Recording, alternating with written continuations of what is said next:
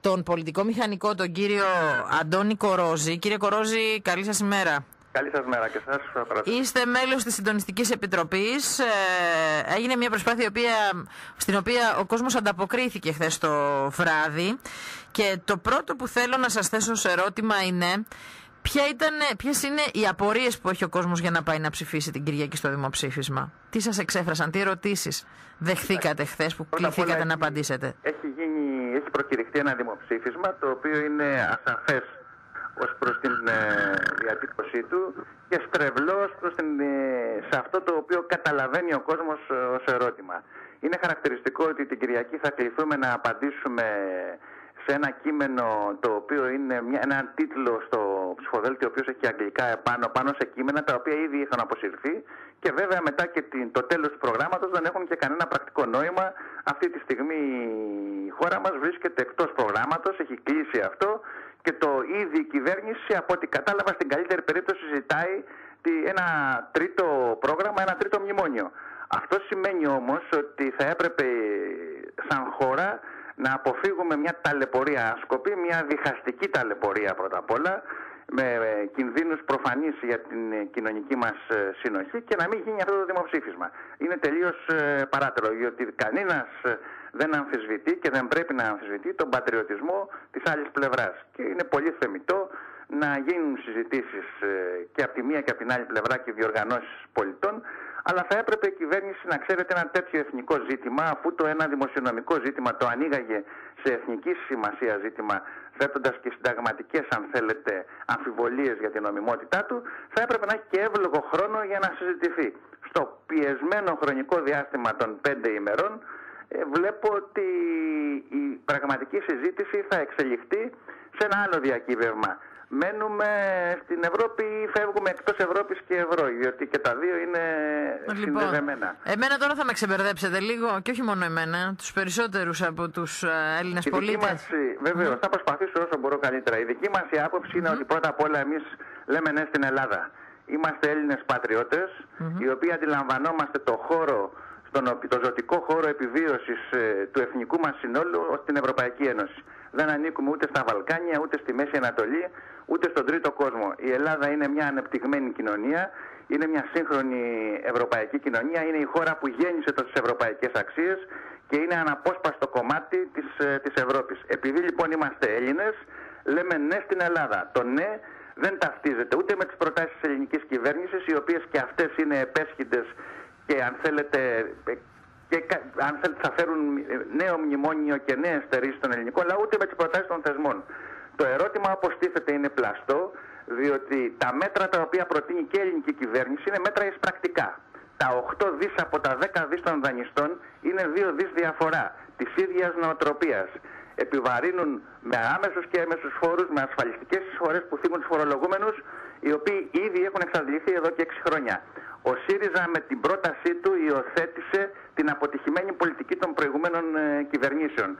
Δεν δικαιούται λοιπόν να θέτει διλημματικές καταστάσεις και μάλιστα στρεβλωμένες στο περιεχόμενο της ερώτησης, όταν η ελληνική κοινωνία χρειάζεται κάτι άλλο. Χρειάζεται μέτρα δίκαια, θα πρέπει να συνδυαστούν με ριζικές αλλαγές και μεταρρυθμίσεις, που πρέπει να γίνουν και σε όλα τα επίπεδα του κράτους, αλλά θα πρέπει να δημιουργήσουμε και τις προϋποθέσεις για την ανάταση της ελληνικής οικονομίας και την απελευθέρωση των δημιουργικών δυνάμεων. Κύριε Κορόζη, είναι λίγο η ιεροσυλία, το λιγότερο, για όλους μας, ανεξάρτητα τι πιστεύει ο καθένας, να ρίξουμε τον μπαλάκι των ευθυνών σε μια κυβέρνηση 6 μηνών για τα λάθη που έκαναν οι κυβερνήσεις 30 χρόνων πριν. Αυτή έχει το μερίδιο των ευθυνών μιας κακής διαπραγμάτευσης. Δεν είναι αυτή που δημιούργησαν την κρίση. Εκεί εγώ θέλω λίγο να επισημάνω το εξής. Μα δεν το αμφισβητεί κανένας. Είναι καταδικαστέο η πρακτική.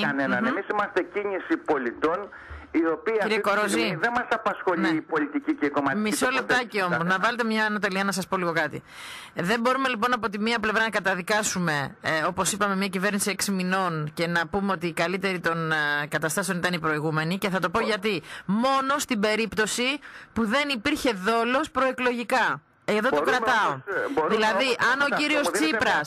Συγγνώμη, αν ο κύριος Τσίπρας. Δεν δυσκολεύεται με αυτό που λέτε, γιατί υφάρπαξαν την εκλογική πλειοψηφία. Εκεί ακριβώς θέλω να καταλήξω. Υφάρπαξαν την εκλογική, φτάζοντας λαγούς και πετραχίλια. Όπως και οι Ισλαμιστές έχουν τα ορί του παραδείσου, ο κύριος Μέρκελ μας έταξε τα νταούλια. Ας πούμε, ο κύριος Τσίπρας μας έταξε ότι η Μέρκελ θα χορεύει στο ρυθμό του. Αυτό που είδαμε μια αποτυχημένη διαπραγμάτευση, έστω και με καλές προθέσεις. Οι οποίες όμως με τους χειρισμούς... Υπήρχαν, εδώ τώρα αμφισβητείτε το αν υπήρχαν και αυτές οι προθέσεις. Ή αν από την αρχή ο κύριος Τσίπρας είχε στο μυαλό του να πετάξει την Ελλάδα από την Ευρώπη. Συνενετικά και αν θέλετε και αντιδιχαστικά. Είναι γεγονός ότι η πραγματικότητα δείχνει ότι υπάρχει ένα σχέδιο από ένα τμήμα του ΣΥΡΙΖΑ τουλάχιστον, το οποίο θέλει να μας εξωθήσει μέσα από υπό το κράτος μιας ιδεολειπτικής αιμονής έξω από το ζωτικό μας χώρο τον ευρωπαϊκό.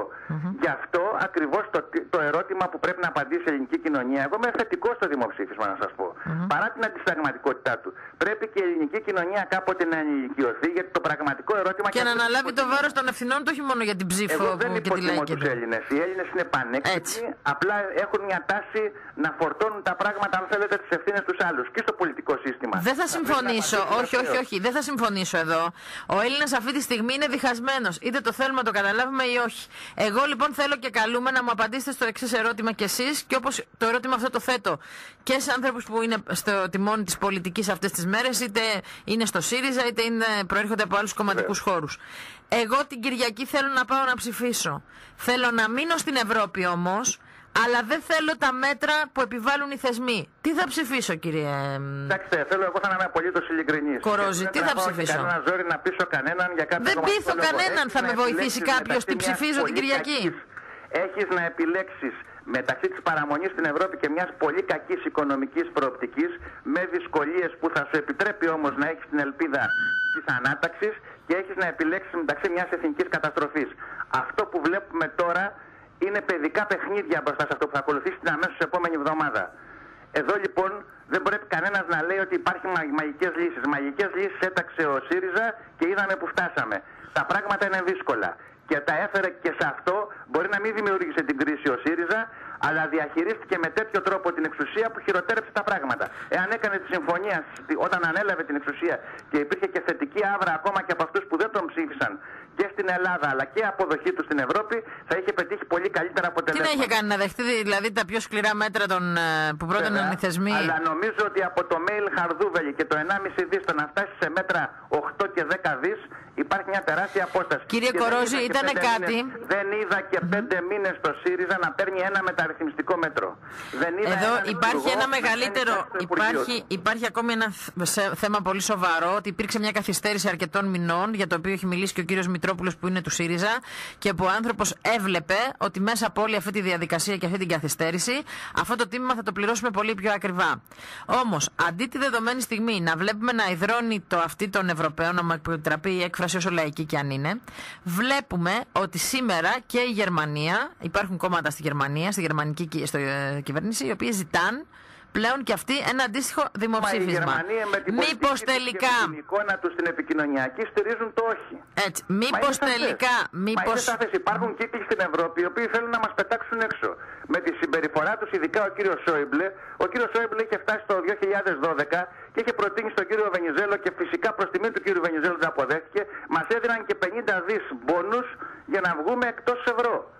Είναι σαφές ότι υπάρχουν κύκλοι στη Γερμανία, ειδικά από το βιομηχανικό κατεστημένο, οι οποίοι ονειρεύονται μια ταχύτερη ενοποίηση της Ευρωζώνης με τους δικούς τους όρους φυσικά, το γερμανικό Ιμπέριουμ να επιβεβαιωθεί πάνω στην Ευρώπη, αλλά αυτό δεν σημαίνει ότι εμείς απαντάμε γραμμικά και μονοσήμαντα. Δηλαδή αν κάποιος θέλει να με χρησιμοποιήσει ως χρήσιμο ηλίθιο μια ολόκληρη κοινωνία για να πετύχει τους σκοπούς του, εγώ δεν πρέπει να τσιμπήσω και να βγω απ' έξω και να χάσω τα κεκτημένα μου. Το ευρωπαϊκό κεκτημένο της Ελλάδας είναι η μεγαλύτερη κατάκτηση του ελληνικού έθνους στη σύγχρονη ιστορία. Και εμείς μέσα σε 5 μήνες πάμε να το βγάλουμε μόνοι μας. Κύριε Κορόζη, θέλω λίγο να μου πείτε, η Ελλάδα καίγεται. Χτες, για να δούμε ότι πάνω από ένα πτώμα, γιατί αυτή τη στιγμή πτώμα είναι η Ελλάδα, είτε το θέλουν είτε δεν θέλουν κάποιοι να το πιστέψουν, έχουν πέσει κληρονόμοι λοιπόν και κοιτάνε να δουν ποιος θα πάρει, τι θα πάρει τώρα. Είτε έχει να κάνει με την Ευρώπη. Χτες λοιπόν είδαμε και την Τουρκία να λέει αναλαμβάνω εγώ το χρέος των Ελλήνων. Δηλαδή να φύγουμε. Είναι η αξιοπρέπεια που έχει ο κύριος Τσίπρας όμως, να το επιστρέψουμε κι εμείς. Γιατί κι εμείς είμαστε υπέρ της εθνικής αξιοπρέπειας. Δεν είμαστε λιγότερο πατριώτες από αυτούς που την μονοπολούν τον πατριωτισμό. Άλλο ήθελα να πω όμως, κύριε Κορόζη. Με το δάνειό μας. Μπράβο. Δεν παίζουν με το που θα σκλαβωθείς χειρότερα. Ποιος θα πάρει τώρα το τέτοιο? Είναι αυτό που είπα, το θέμα της κληρονομιάς σε εισαγωγικά, έτσι, του πεθαμένου. Λοιπόν, όμως, μου κάνει φοβερή εντύπωση ότι η Ελλάδα καίγεται αυτή τη στιγμή. Καίγεται πραγματικά, για να μην πω ότι την έχουμε κάψει. Έτσι, καίγεται να πω, φλέγεται. Και έχουμε έναν πρόεδρο της Δημοκρατίας, ο οποίος δεν μπαίνει καν στη διαδικασία να ενώσει τους Έλληνες τη δεδομένη στιγμή, να καθίσουν όλοι σε ένα τραπέζι με εκείνον να προείσταται της όλης κατάστασης, να δούνε νέες προτάσεις. Και ο πρόεδρος της Δημοκρατίας είναι προϊόν του συγκεκριμένου σάπιου πολιτικού συστήματος. Να είμαστε σαφείς. Ναι, αλλά εδώ την πληρώνουμε εμείς όμως. Δεν μας ενδιαφέρει το που προέρχεται ο καθένας στην τελική. Η οποία είναι υπεύθυνη για τα πάντα. Υπάρχει το λόμπι της δραχμής και θα γίνει η μεγαλύτερη αναδιανομή εισοδήματος σε βάρος των φτωχών και των μεσαίων, η μεγαλύτερη αναδιανομή του εισοδήματος από την απελευθέρωση του ελληνικού κράτους.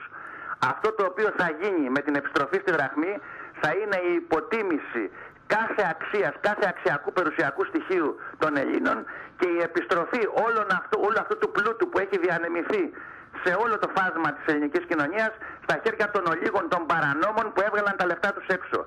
Αυτό γίνεται και αυτό θα γίνει από μια αριστερή κυβέρνηση. Κύριε Κοροζή, θέλω λίγο να μου πείτε τι γίνεται με τα χρέη των Ελλήνων, γιατί κάποιοι λένε ότι επιστρέφοντας τη δραχμή σε ένα υποτιμημένο νόμισμα θα χαριστούν τα δάνεια στις τράπεζες, δεν θα χρωστάμε πουθενά, ξημερώνει μια άλλη μέρα τη Δευτέρα. Όμως δεν είναι έτσι τα πράγματα, τουλάχιστον από όσο γνωρίζω εγώ. Και βεβαίως δεν είναι έτσι. Θα το πληρώσουμε πολύ ακριβά όσοι έχουν δάνεια και σας μιλάω εγώ που δεν έχω ούτε δάνεια ούτε κάρτες, έτσι. Οι ελληνικές τράπεζες έχουν εκχωρήσει τα δάνειά τους των Ελλήνων, τα οποία είναι αξία σε 90 δις, τα έχουν εκχωρήσει, 150 δις με συγχωρείτε, τα έχουν εκχωρήσει για να πάρουν τη ρευστότητα την οποία είχαν ανάγκη. Συνεπώς η κατάρρευση των ελληνικών τραπεζών δεν σημαίνει ότι τα δάνεια θα εξακολουθήσουν να είναι σε ευρώ, θα είναι πολλαπλάσιας αξίας και σε αυτό ακριβώς αναφερόμουν ότι θα υπάρξει η υφαρπαγή όλης της περιουσίας των Ελλήνων. Η υφαρπαγή που έμεση κατηγορούσε ο ΣΥΡΙΖΑ και σωστά ότι γίνεται μέσω του έμφυα, τώρα θα ολοκληρωθεί. Διότι πλέον δεν θα πληρώνεις ενίκιο για το σπίτι σου, δεν θα πληρώνεις ενίκιο για κάτι, θα πληρώνεις κάτι για κάτι που δεν θα έχεις πια. Όταν το σπίτι σου θα υποτιμηθεί 4 και 5 φορές κάτω η αξία του και το δάνειό σου είναι υποθηκευμένο σε ευρώ και μάλιστα σε ευρωπαϊκές τράπεζες, τι ακριβώς πετύχαμε δηλαδή? Πετύχαμε το να εκχωρήσουμε την περιουσία μας σε αυτούς που θα αγοράσουν τα δάνεια, γιατί ξέρουμε πολύ καλά τι γίνεται με τα δάνεια. Πάνε ηλεκτρικές εταιρείες τοκογλυφικές. Έχει γίνει ήδη στην Αθήνα και το πρόλαβαν με τους διάφορους νόμους Κατσέλη κλπ. Αλλά επιχειρήθηκε αρκετές φορές, κάποιες δεκάδες φορές. Αγόραζαν εγγλέζικες εταιρείες τα δάνεια και πήγαιναν λοιπόν και έπαιρναν το δάνειο του άλλου που έκανε 100.000 ευρώ, το έπαιρναν 50 και μετά το πέταγαν έξω από το σπίτι του. Έτσι. Αυτό θέλουμε να κάνουμε. Αυτό το οποίο θα και αυτό πρέπει να το μάθει ο κόσμος και να το γνωρίζει, γιατί κάποιοι σοσιαλισμό δια της φτωχοποιήσεως. Αλλά σε αυτό το σοσιαλισμό η κομματική νομεκλατούρα και η αλήτικη μεγαλοαστική τάξη της χώρας θα εισπράξει όλη την περιουσία όλων των Ελλήνων. Πάμε κύριε Κορόζη να μας πείτε στα 2, 3, 4 σημεία τα οποία πρέπει να επικεντρωθεί ο κόσμος για το μένουμε Ευρώπη. Εγώ νομίζω ότι ο κόσμος πρέπει να ψηφίσει το πρώτα απ' όλα ναι στην Ελλάδα. Έτσι το εκλαμβάνω. Με το χέρι στην καρδιά, με έντονο συναίσθημα, το ναι στο δημοψήφισμα δεν είναι ναι σε καμία συμφωνία ούτε των θεσμών, οι οποίοι έκαναν τεράστια λάθη εγκληματικά σε βάρος της χώρας μας, αλλά και ούτε ναι στην πρόταση που αναπτύσσει η κυβέρνηση με τις φοροεισπρακτικές λογικές της. Λέμε ναι στην Ελλάδα, ναι στο ευρωπαϊκό κεκτημένο. Και από εκεί και πέρα μέσα στην Ευρώπη, διατηρώντας το ευρωπαϊκό κεκτημένο, με μια υπεύθυνη κυβέρνηση, αν κάποιοι εκλέχθηκαν για να διαχειριστούν παιδική χαρά, έκαναν λάθος. Ούτε παιδική χαρά θα διαχειριστούν, ούτε νηπιαγωγείο. Έχουν μια χώρα με τεράστια προβλήματα και θα πρέπει να πάρουν αποφάσεις. Και το δημοψήφισμα αυτό δεν πρέπει να αποενοχοποιήσει τους μελλοντικούς ενόχους για την πτώχευση του ελληνικού λαού. Γιατί αυτή η κυβέρνηση μπορούσε να πει το όχι και μόνη της, γι' αυτό εκλέχτηκε. Αλλά μεταφέρει την ευθύνη του όχι, του έξω από το ευρώ, τη μεταφέρει στους πολίτες για να γλιτώσουν αύριο τις πολιτικές και ενδεχομένως και τις ποινικές ευθύνες. Μάλιστα. Υπήρξε ανταπόκριση από τον κόσμο στη χθεσινή συγκέντρωση? Κοιτάξτε, υπάρχει ανταπόκριση όλος ο κόσμος και των δύο πλευρών. Και αναφέρομαι στους απλούς πολίτες φυσικά, δεν αναφέρομαι στα επαγγελματικά κομματικά. Και να πούμε για ακόμα μια φορά ότι είναι διαπαραταξιακή αυτή η συγκέντρωση. Όλος ο κόσμος, εγώ και με φίλους και ανθρώπους που προβληματικά, κανένας δεν έχει εύκολο το ναι και κανένας δεν έχει εύκολο το όχι. Μην το λέτε, υπάρχει κόσμος που το όχι το έχει πιο εύκολο. Είναι επικίνδυνοι οι άνθρωποι γενικώς που δεν έχουν αμφιβολίες στη ζωή τους. Για να καταλήξεις κάπου πρέπει να παιδέψεις και να το δεις και με την απέναντι πλευρά. Και εμένα συναισθηματικά μου έρχεται το όχι σε όλη αυτή την εκμετάλλευση που έχω υποστεί. Αυτό το όχι όμως θα είναι καταστροφικό, γι' αυτό λέω ναι στην πατρίδα μου. Και λέω ναι στο να μείνω Ευρώπη και λέω ναι στο δημοψήφισμα. Και αυτό δεν σημαίνει σε καμία περίπτωση ότι υιοθετώ τις παράλογες απαιτήσεις και των δανειστών μας, αλλά και την αποτυχημένη κυβερνητική πολιτική. Απλά εσείς λέτε ότι από την επόμενη μέρα το ξαναπαλεύουμε τον έσω της Ευρώπης μέσα από συμμαχίες και από πράγματα για να αλλάξουν τα πράγματα. Στην Τσίπρα οι άνθρωποι δεν θέλουν και δεν μπορούν να κυβερνήσουν και με μια κυβέρνηση Εθνικής Ενότητας, όχι από το σάπιο παλιό πολιτικό σύστημα. Έχουμε ανθρώπους οι οποίοι διαπρέπουν στο. Δεν το θέλει ο κύριος Τσίπρας στην κυβέρνηση Εθνικής Ενότητας. Εγώ το φωνάζω πολύ καιρό αυτό το πράγμα. Καίγεται και θα κρατήσει ο καθένας στο κομματικό του μαγαζί και να πάμε να πετύχουμε την καλύτερη δυνατή συμφωνία. Εάν εγώ ήμουν Γερμανός και διαπραγματευόμουν με τον κύριο Τσίπρα, θα είχα καμιά εμπιστοσύνη μετά από τους χειρισμούς που έχει κάνει. Εδώ είναι όλη η ιστορία. Ότι αν εμείς ήμασταν ενωμένοι τη δεδομένη στιγμή, η φωνή μας θα είχε εισακουστεί όχι μόνο στους Ευρωπαίους και ακόμα παραπέρα. Ότι πάμε όλοι μαζί να διεκδικήσουμε ποιο? Το συμφέρον της χώρας, το συμφέρον των Ελλήνων των πολιτών.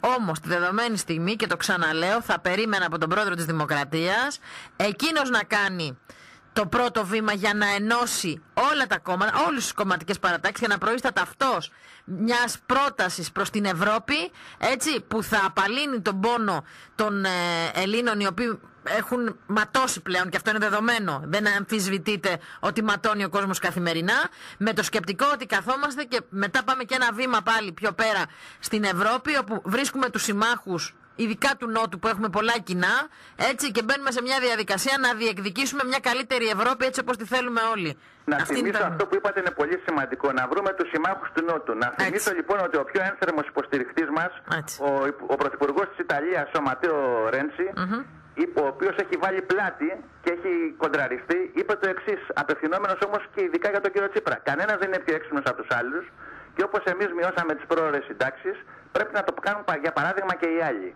Δηλαδή εννοεί ο κύριος Ρέντσι ότι και η φιλία και η συμμαχία δεν είναι κάτι το οποίο κάποιοι πανέξυπνοι νομίζουν ότι μπορούν να την κάνουν στις πλάτες των άλλων λαών του Νότου. Αν θέλουμε πραγματικά να δημιουργήσουμε συμμαχία του Νότου απέναντι στο καπιταλιστικό Βορρά, θα πρέπει να υπηρετήσουμε τις ίδιες αξίες και να καταλάβουμε ότι έχουμε και εμείς δεσμεύσεις σε έναν οργανισμό, σε μια συμμαχία. Αυτά όμως, κύριε Κορόζη, είναι υψηλά γράμματα που περισσότερος κόσμος δεν τα γνωρίζει. Τι να κάνουμε, γι' αυτό λέμε ότι η ευθύνη των ανθρώπων που κυβερνούν σήμερα είναι τεράστια, διότι παραπλανούν, συσκοτίζουν και δεν διαφωτίζουν. Γι' αυτό έχουμε χρέος όλοι οι άνθρωποι, από οποιοδήποτε πόστο έχουμε δημόσιο λόγο, να ακόμα και εμείς που δεν ασχολούμαστε ενεργά, εγώ τουλάχιστον έχω 10 χρόνια να βγω να ασχοληθώ ενεργά με την πολιτική, γιατί είχα έντονες διαφωνίες με το πολιτικό σύστημα όπως λειτουργούσε και έγκαιρα τις έχω διατυπώσει. Όμως αυτή τη στιγμή πρέπει να βγω και να φωνάξω με τη φωνή που έχω του ατόμου, του πολίτη που με ξέρουν τη διαδρομή μου μέσα τη ζωή μου όπως έχω ζήσει στην τοπική κοινωνία και κάποιοι αναγνωρίζουν τα ίχνη της. Θα πρέπει να πούμε ότι λέμε ναι στην Ελλάδα, λέμε ναι στο δημοψήφισμα. Και να πούμε, κύριε Κορόζη, στο σημείο αυτό ότι νομίζω ότι η εικόνα της Βουλής το Σάββατο το βράδυ που είχαμε κοκορομαχίες, ο ένας να ρίχνει τις ευθύνες στον άλλον, σε ένα χρονικό διάστημα όπου η Ελλάδα καίγεται, αντί να δούμε δηλαδή το δέντρο, χάνουμε και το δάσος ολόκληρο. Βλέπουμε μάλλον το δέντρο και χάνουμε το δάσος, να το πω αλλιώς. Με λυπεί το γεγονός ότι αντί να καθίσουμε κάτω και να βρούμε τις προτάσεις που θα είναι προς το συμφέρον της χώρας και των πολιτών, καθόμαστε και λέμε ποιος έφταιγε, ποιος δεν έφταξε, ποιος έφταξε λιγότερο, ποιος έφταξε περισσότερο και ποιος. Προσυπογράφω αυτά που λέτε και μάλιστα και η πρώτη τελευταία σας αναφορά στον πρόεδρο της Δημοκρατίας σας θυμάδει ότι παίρνετε κι εσείς δημόσια θέση, αλλά είμαι υποχρεωμένος και εγώ για λόγους εντιμότητας να μην κρυφτώ πίσω από το δάχτυλό μου. Ο πρόεδρος της Δημοκρατίας, σεβόμενος απόλυτα το θεσμό, είναι σαφές, είναι ένα προϊόν του συγκεκριμένου πολιτικού συστήματος. Είναι προϊόν του συγκεκριμένου πολιτικού συστήματος, το οποίο κυριάρχησε στη μεταπολίτευση του ΠΑΣΟΚ και της Νέας Δημοκρατίας, το οποίο όμως χρησιμοποίησε ο ΣΥΡΙΖΑ χωρίς καμία εδώ, προκειμένου να κάνει τα τακτικά του παιχνίδια. Και άρα λοιπόν δεν πρέπει να έχουμε καμία προσμονή από τον πρόεδρο της Δημοκρατίας ότι δεν θα λειτουργήσει όπως λειτουργούσε σε όλη την προηγούμενη πολιτική καριέρα. Υπηρετώντας και την κυρίαρχη τότε αντίληψη Πασόκ Νέας Δημοκρατίας και υπηρετώντας τους ανθρώπους που τον έβαλαν πρόεδρο της Νέας Δημοκρατίας, δηλαδή το ΣΥΡΙΖΑ. Δεν πρέπει να έχουμε τη λύση, θα την πάρουν στα χέρια τους οι ενήλικοι Έλληνες πολίτες της Κυριακής. Δεν υπάρχουν περιθώρια τώρα πλέον να κάνουμε ούτε πολιτική, ούτε μικροπολιτική, ούτε τίποτα. Θέλω λίγο να σταθούμε. Η λύση, ένα καλό έχει το δημοψήφισμα. Και σε αυτό πραγματικά είναι μια πρόκληση την οποία την αποδέχομαι. Ας αποφασίσουμε όλοι και θα ξέρουμε ότι η ψήφος μας μετράει περισσότερο και από την οποιαδήποτε διατύπωση, μεγαλοστομία που εκφέρει κάποιος πολιτικός ή κάποιος βουλευτής. Την Κυριακή η ψήφος μας μετράει. Εμείς θα αποφασίσουμε ως χώρα αν θέλουμε μια νέα καταστροφή μικρασιατική, αν θέλουμε μια νέα άλωση, αν θέλουμε, αν θέλετε, μια νέα υποδούλωση, αν θέλουμε μια Ελλάδα η οποία ανήκει στους Έλληνες. Μάλιστα. Λοιπόν, να πούμε και δύο λόγια για την ομάδα πρωτοβουλίας. Θα συνεδριάσετε ξανά, θα συσκεφτείτε, θα προσπαθήσουμε στον ελάχιστο χρόνο που έχουμε. Είμαστε ανοιχτοί σε κάθε πολίτη και για να προκειμένου να ενημερωθεί ο κόσμος, έτσι. Για και πληροφορίες στο Facebook που θα μπορούν να εξηγούνται κάποια πράγματα. Είναι προφανές ότι τα μέσα είναι μικρά. Θα κάνουμε και μια εκδήλωση την Παρασκευή, στην οποία θα δεχτούμε να μιλήσουν φυσικά και τα κόμματα τα οποία το υποστηρίζουν, γιατί ζούμε σε μια κοινοβουλευτική δημοκρατία και παρά την έντονη κριτική μας στο υπάρχον πολιτικό σύστημα, δεν μπορούμε να περάσουμε σε χαοτικές καταστάσεις οι οποίες θα θυμίζουν Γερμανία του 1936. Τα κόμματα είναι πυλώνες της αστικής δημοκρατίας, την οποία αντιλαμβανόμαστε και υπηρετούμε, και οφείλουμε να βελτιώσουμε το πολιτικό σύστημα ως πολίτες, κριτικά σκεπτόμενοι, έστω και μη ανήκοντες σε αυτά. Η εκδήλωση αυτή, κύριε Κορόζη, που θα γίνει, το ξέρουμε και τι ώρα? Νομίζω στο Κρυπίδωμα. Την Παρασκευή το βράδυ, φαντάζομαι, έτσι. Παρασκευή το βράδυ, ναι. Μέχρι τότε θα τα ξαναπούμε. Εγώ θα ήθελα να απευθύνω μια δημόσια πρόσκληση στους οπαδούς και στους ανθρώπους οι οποίοι έχουν επιχειρήματα για την άλλη πλευρά, να βρεθούμε και σε μια ραδιοφωνική συνάντηση, είτε σε μια τηλεοπτική, είτε σε μια ανοιχτή συνέντευξη. Θα το προσπαθήσω να το κάνω εγώ την Παρασκευή το πρωί αυτό, γιατί μου δώσατε μια ιδέα. Τις απόψεις μας, διότι αντί να αφήσουμε τον κόσμο να σφάζεται στα καφενεία και να διχάζουμε την Ελλάδα, είναι προτιμότερο με ευγένεια και πολιτισμό να διατυπώσουμε τις απόψεις μας, γιατί σε τελευταία ανάλυση όποια απόφαση και να πάρουμε, σε αυτή τη χώρα μαζί θα ζήσουμε. Σωστά. Λοιπόν, θα το προσπαθήσω και δεσμεύομαι, αν και την Παρασκευή δεν έχουμε εκπομπή. Εκτάκτως λόγω των γεγονότων θα είμαστε εδώ. Οπότε μου δίνετε μια ιδέα να το κάνω αυτό το, και εγώ προσωπικά, το debate. Η Επιτροπή Πρωτοβουλίας είμαστε